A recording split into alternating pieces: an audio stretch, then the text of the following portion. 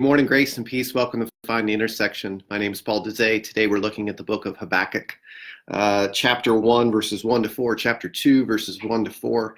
So the beginning of the book of Habakkuk in the Old Testament. And I think the hardest thing about today's passage is trying to find the book of Habakkuk in the Old Testament. It's towards the end. It's a real small book. It's considered one of the minor prophets.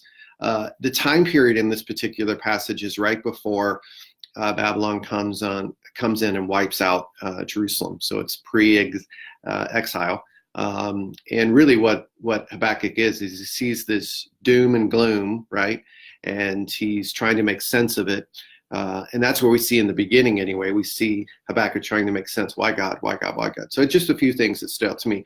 First of all, the name Habakkuk means to embrace. That's what the name means, to embrace.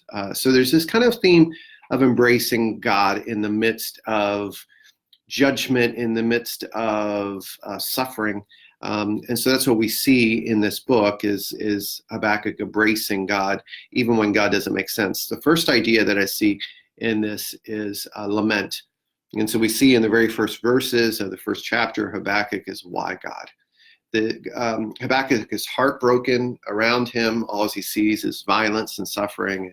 He asks the question, why God? Why are you allowing this? Why don't you answer me? Why did you put me in the situation where I'm noticing all this? Why? And it, just like in the Psalms, when we read the Psalms, we find that we're not alone in the way that we feel, especially in lament and heartbreak and sufferings. And I love these passages because it really allows me to lament. It allows me to feel like God is big enough to handle my honest cries for help, right? We see that in the first chapter. As we get into the second chapter, we see Habakkuk listening, which I think is incredibly important, to be patient and listen.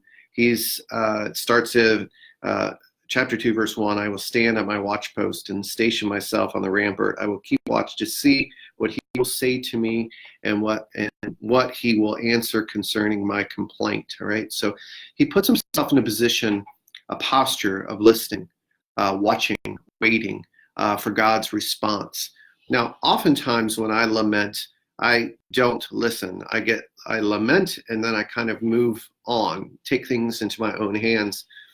Habakkuk shows us that in the midst of lament, it leads us to a posture of listening to God, for God's reply in the midst of heartbreak, right?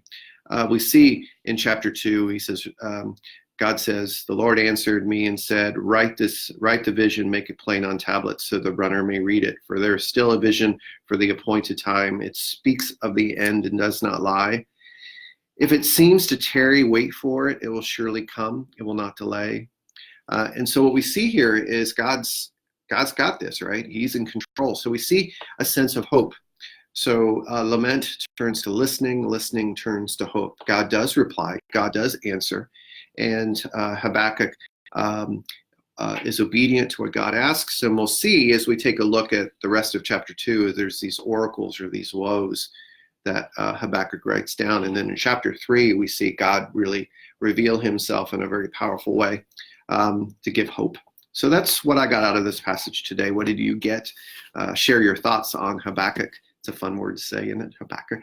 And I'll see you tomorrow as we jump into Psalm 119 some more.